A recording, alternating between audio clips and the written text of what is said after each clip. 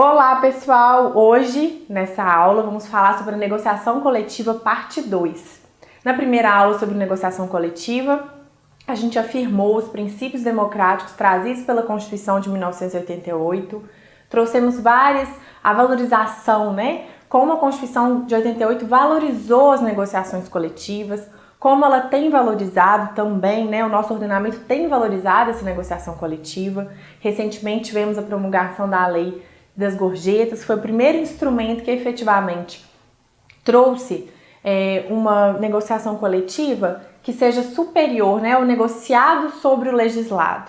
Há algumas críticas a serem feitas em relação a isso, Vou deixar esse assunto, essas críticas mais para o nosso quadro de fofocas jurídicas, que é um quadro destinado aqui do canal para fazer essas críticas, para a gente apresentar essas críticas aqui para vocês. Mas, a professora Débora, ela já gravou uma aula específica sobre a Lei de Gorjetas, então eu vou deixar esse assunto a cargo dela para explicar melhor aí o que representou essa questão do legislado sobre o negociado. Negociado sobre o legislado, na verdade. Mas nós sabemos que a Constituição de 88, como a gente falou na primeira aula, trouxe alguns princípios em relação também à organização sindical. Quando a gente falou da nossa aula da organização sindical, a gente falou muito sobre eles também. E um desses princípios é a autonomia sindical. A gente falou que hoje, antigamente, o Estado ele estava vinculado ao sindicato. Quando a SLT foi promulgada, a gente sabe que nós vivemos vários períodos de ditadura no nosso país e o sindicato estava sempre atrelado ao Estado. E aí foram passando os tempos, a evolução dos sistemas e em alguns momentos o sindicalismo no nosso país foi proibido. Depois, quando a gente for falar sobre a lei da greve, a gente vai falar um pouco mais sobre isso. Mas nós tivemos essa proibição do movimento sindical, a intenção do próprio governo de coibir essa prática sindicalista, porque sabia, que a força coletiva ela tem força e aí a força coletiva ela é tão forte que ela pode exigir e trazer mudanças, Acho que é isso que está faltando um pouco mais no nosso país. Nós sabemos aí, estamos vendo as passeatas, movimentos nas ruas, mas ainda precisa de mais, precisa do homem, passar a ser menos egoísta e passar a ter mais esse sentimento coletivo para a gente ver realmente a mudança na nossa sociedade, no que nós precisamos e queremos.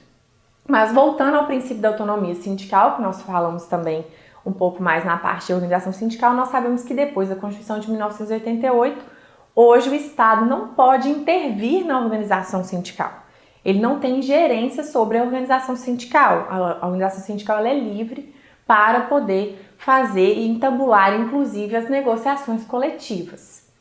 E nós temos que, dentro desse princípio, a Constituição ela trouxe que esses princípios, que às vezes há algumas regras que estão incompatíveis com a Constituição. Nós temos algumas regras da CLT que estão incompatíveis com a nova Constituição, com a nova ordem constitucional trazida depois de 1988, exatamente porque nós queremos, fazer com que seja efetivamente tenha verdadeiramente, no nosso país, a liberdade sindical, que nós ainda não temos, que a liberdade sindical, nós temos alguns princípios e um deles, que é depois da Convenção 87 da OIT, nós temos alguns princípios mitigados aí em relação à autonomia sindical. Mas falando sobre isso, nós vimos que nós temos dois instrumentos coletivos trazidos pela Constituição de 88, reafirmados, reforçados na Constituição de 88, que é o acordo coletivo e a convenção coletiva. E nós já até demos algumas dicas aí sobre a diferença entre eles, é que no acordo coletivo nós temos a entidade de um lado, a empresa, e de outro lado o sindicato profissional daquela categoria que trabalha naquela empresa. E aí eles entabulam então um acordo. Ou seja, é diretamente a empresa, o empregador, diretamente com os sindicatos empregados, eles vão entabular um instrumento coletivo.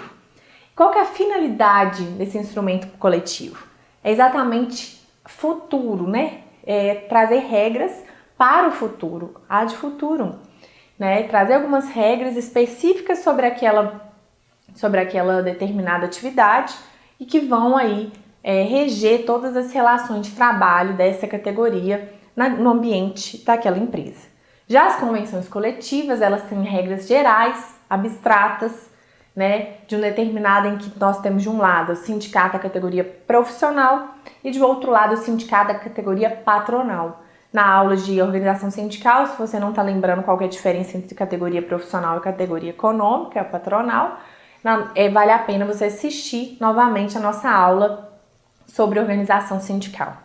Então nós temos que, de um lado, a convenção coletiva ela traz regras mais gerais, mais abstratas, que visam reger situações futuras entre os sindicatos empregados e os sindicatos empregadores. Ao contrário do acordo, então essa é uma grande diferenciação entre um instrumento e outro, é que o acordo ele vai trazer normas mais específicas daquela categoria.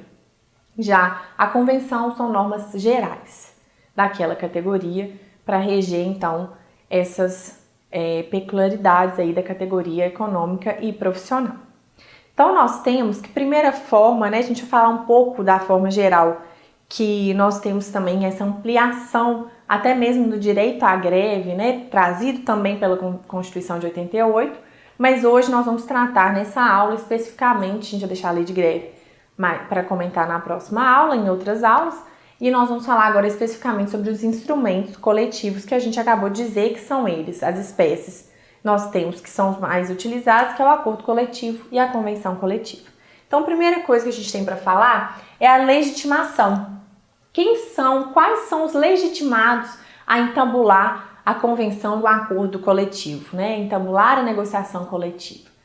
Nos legitimados, nós já vimos, né, que são os sindicatos profissionais e, no caso do acordo, sindicatos profissionais e, no caso da convenção, também sindicatos profissionais de um lado, e na falta deles, nós sabemos que pela organização sindical, na falta do sindicato profissional, a própria federação, e na falta da federação, a própria confederação de empregados, pode então entambular a negociação coletiva.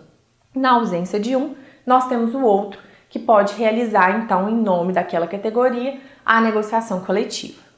Então, os legitimados, nós sabemos também que as centrais sindicais, pela sua própria Constituição, na própria lei que trata das centrais sindicais, nós sabemos que as centrais sindicais, então, elas são supracategoriais, ou seja, elas não entabulam negociação coletiva diretamente. Mas nós sabemos que hoje os sindicatos profissionais que são vinculados às centrais sindicais, muitas vezes alguns membros dessas centrais comparecem no local, né, na sede do sindicato profissional para prestar algum auxílio, mas não em nome da central. Então, por isso que às vezes se confunde muito. Ah, mas quem estava presente naquela negociação coletiva era a CUT, né? A força sindical, que são as centrais mais conhecidas, centrais sindicais mais conhecidas.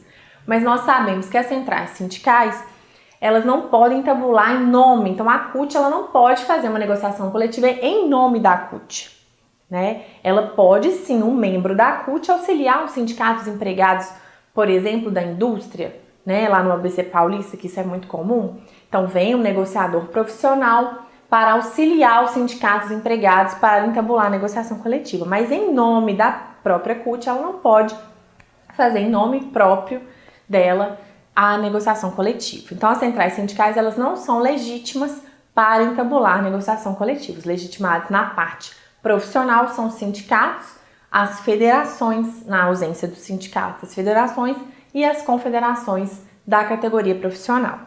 Do lado econômico, no caso do acordo, nós temos os próprios empregadores, que eles que fazem do lado econômico, do lado patronal, eles vão entabular com os sindicatos empregados aquela negociação coletiva. E no caso da convenção, é da mesma forma, os sindicatos patronais que vão entabular a negociação coletiva pelo lado econômico. Na ausência dos sindicatos patronais, a própria federação patronal pode entabular a negociação coletiva. E na ausência da federação patronal, a confederação patronal também pode assumir o lado patronal para defender os interesses daquela categoria, que é uma das prerrogativas sindicais, é exatamente essa, de defender aquela categoria, né, defender a categoria naquela negociação coletiva. E a gente vai ver agora um pouco qual que é o conteúdo dessa negociação coletiva. Então, lá dentro da negociação coletiva, nós temos algumas matérias, né? algumas matérias que são tratadas nessa negociação. Então, hoje, a doutrina tem classificado algumas cláusulas que nós consideramos que são cláusulas econômicas, popularmente chamadas de cláusulas econômicas, e as cláusulas sociais. As cláusulas econômicas são aquelas destinadas a falar, né, trazer um pouco, por exemplo, as que tratam sobre diferenças salariais, que vão estipular o piso da categoria, que vão trazer, né, o piso, ou vão trazer algum aspecto econômico para aquela convenção coletiva ou aquele acordo coletivo. Já as cláusulas que nós chamamos de sociais são aquelas que estabelecem condições. Então, por exemplo, as cláusulas sociais são aquelas que falam que o empregado ele vai ter direito ao pagamento de um prêmio, né? Quando ele tiver 5 ou mais anos dentro da casa, dando um exemplo, né? Mais prático, ele vai ter direito ao pagamento de um prêmio, por exemplo. Então, vai estipular condições que são sociais, ou o pagamento de uma cesta básica para aquele funcionário. Essas são chamadas as cláusulas sociais. As cláusulas econômicas, então, são aquelas que são destinadas a ter um cunho econômico. E as cláusulas sociais também algum direito. Então, a convenção e o acordo, a gente tem que pensar que dentro do princípio da progressividade dos direitos trabalhistas, nós temos que pensar que as convenções elas têm que sempre ampliar, né, os direitos trabalhistas. Em regra, quando a gente vai estudar a fundo aí na doutrina a intenção e o conteúdo das convenções e dos acordos coletivos, a intenção deles é sempre ampliar, é sempre serem progressivos dentro dessa lógica, ou seja, ampliar aquilo que está na lei.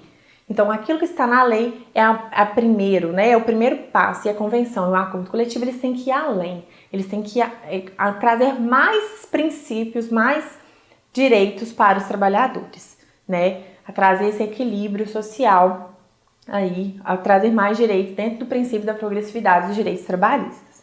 Mas nós sabemos que na prática isso não tem acontecido, né? Nós sabemos aí que algumas convenções e alguns acordos eles estão com a intenção de reduzir, de flexibilizar alguns direitos trabalhistas. E é isso que nós temos algumas críticas a tecer sobre isso, mas fica para uma próxima oportunidade. Então, dentro dessa convenção coletiva vigente, nós temos a forma, né? Primeiro, a forma, o artigo 612 da CLT, ele é o artigo então que foi feito lá em 1943. Ele estipula, né, que primeiro, tanto o acordo quanto a convenção coletiva, ele tem que ter uma assembleia da categoria que ela vai discutir e vai conceder poderes geralmente para a diretoria. Então a assembleia inteira ela vai conceder poderes para alguns diretores para eles entabularem negociação coletiva em nome daquela categoria. É como se você fosse outorgar poderes para o seu representante para te representar naquela negociação coletiva. E aí acontece primeiro essa AGE, que geralmente é uma Assembleia Geral Extraordinária convocada para esse fim, em que os diretores eles vão ser legitimados a fazer aquela negociação coletiva, tanto os diretores da categoria profissional quanto os diretores da categoria econômica. Porque imaginem vocês uma categoria que seja muito grande, muito extensa, que tem toda uma, né, dentro às vezes de mais de um município, como que a gente conseguiria dentro da negociação coletiva levar todos os empregados para aquela negociação coletiva? Então não tem como. Então é feita uma assembleia geral em que os empregados daquela categoria vão eleger, né, os seus representantes, não, geralmente os diretores daquele sindicato, para que eles possam então ser legitimados a entabular a negociação coletiva. E o artigo 612, ele estipula que primeiro a convocação dessa assembleia ela tem que ter 2/3 dos empregados daquela categoria, em primeira convocação. Em segunda convocação, 1/3. Então, se não preencher os 2/3 na primeira convocação, deveria-se então ter a segunda convocação de 1/3. Só que nós sabemos que hoje o artigo 612, assim como os demais na sequência da CLT, alguns doutrinadores entendem que esse artigo não foi recepcionado pela Constituição Federal de 88, porque esse artigo então ele estaria limitando a autonomia sindical, que foi aquilo que a gente falou no início. Ou seja, que fica a cargo do Estatuto dos Sindicatos a estipular essas regras de convocação da Assembleia, da forma como será realizada essa Assembleia, por causa do princípio da autonomia sindical. Então, muitos doutrinadores criticam esse artigo por trazer um quórum, né, muito específico aí para essas assembleias. Então, eles entendem que esse artigo não foi recepcionado pela Constituição de 1988, mas ainda é divergente. Então, em alguns momentos, né, principalmente o professor Maurício Godinho Delgado, ele entende que esse artigo não foi recepcionado, que fica então a cargo dos próprios estatutos estabelecer essas regras. Então, nós temos que a forma da convenção e do acordo ela é solene, ou seja, a forma, né, embora a gente entenda que esse artigo ele não foi recepcionado, a forma geralmente é escrita e que essa convenção, antigamente, ela tinha que, para ela ser válida, a convenção e o acordo, eles teriam que passar e ser registrados no Ministério do Trabalho e Emprego. Após a negociação fechada, passa-se, então, para o crivo do Ministério do Trabalho e Emprego, que é o que está disposto no artigo 614 da CLT. Só que hoje também essa parte da doutrina que entende que não foi recepcionado o artigo 614, entende que a vigência da convenção, a partir do momento que ela é assinada pelas partes, ela já está vigente, né? E a partir dali já se torna obrigatória para as partes contratantes, né? Ou seja, como se fosse mesmo um contrato entre as partes e que não precisaria então da ingerência do poder público, exatamente também se baseando num princípio da autonomia sindical, não precisaria da presença então da validação do poder público para que essa convenção, esse acordo sejam vigentes. Então, a partir do momento que ele é assinado, essa parte da doutrina entende. Para quem não entenda que esse artigo, para quem entenda que ele ainda está válido e não foi, né, revogado aí, que não tem essa crítica em relação a esses artigos, depois de 3 dias que ele é validado pelo Ministério do Trabalho e Emprego, esse acordo, essa convenção coletiva, pelo artigo 614, ele está vigente, então, a partir daquele momento. Então, o artigo 614 fala que após 3 dias do crivo, né, vamos falar assim, do crivo do Ministério do Trabalho e Emprego, essa convenção e esse acordo vão passar a ser vigentes, então. Nós temos a duração em regra de 2 anos, o acordo e a convenção, mas a prática trouxe, geralmente esse acordo e essa convenção é apenas de 1 ano. A prática trouxe essa vigência, então no máximo 2 anos. Em relação à prorrogação, revisão, denúncia, revogação e extensão, nós sabemos que depois da emenda 14, né, emenda constitucional 14, né, de 2004, nós sabemos então que depois dessa emenda ampliou a competência da Justiça do Trabalho para fazer, né, para julgar as lides que envolvam o direito coletivo, nesse caso a convenção coletiva também. Então a revisão, revogação, tudo que for questionado em relação à negociação coletiva, nós sabemos que vai ser questionado então na Justiça do Trabalho. E a Justiça do Trabalho tem competência para discutir sobre acordo e convenção coletiva. E dentro dessa matéria, gente, eu gostaria de deixar bem claro, né, que o presidente, né, Michel Temer, enviou para o Congresso no final do ano passado, de 2016, algumas reformas, que é a questão do negociado sobre o legislado. É uma velha polêmica que tem dentro da doutrina, ou seja, que algumas normas que são legisladas teriam que ser flexibilizadas, ou seja, que eles falam que tem que ser flexibilizadas via negociação coletiva. Então, dentro da reforma, eu vou citar para vocês algumas questões que estão dentro da reforma, que é, por exemplo, eles querem que o acordo coletivo e a convenção prevaleçam nas seguintes situações. Primeira delas, parcelamento de férias anuais em até 3 vezes. Ou seja, aquelas férias são dispostas que tem um capítulo específico na CLT, que determina o período aquisitivo, né, que o trabalhador tem que trabalhar 12 meses para adquirir os 30 dias de férias, ela poderia ser parcelada via negociação coletiva, ou seja, flexibilizar um direito que já está na CLT, através de um acordo coletivo, para parcelar as férias anuais em até 3 vezes, porque hoje a regra é, no máximo, 2, né, no período não inferior a 10 dias. Pacto sobre cumprimento de jornada de trabalho limitado a 220 horas mensais. Também o acordo ele sempre vai prevalecer no caso de participação de lucros e resultados. Ele também quer estipular isso dentro desse projeto de lei que está discutindo essa reforma para sobrepor o que for negociado sobre o que está legislado.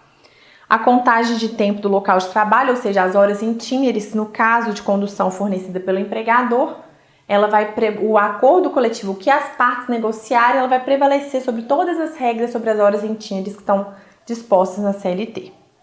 Há uma crítica também em relação a isso.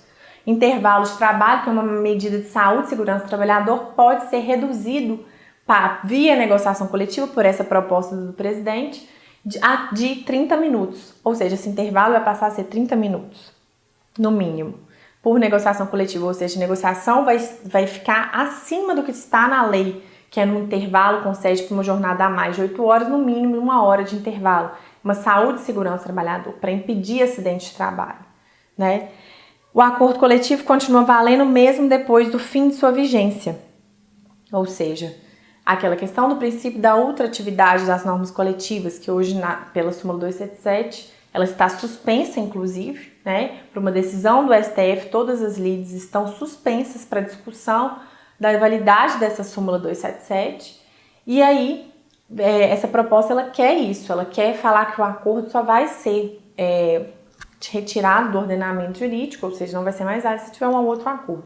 Ou seja, esse projeto de lei quer enaltecer o princípio da ultratividade.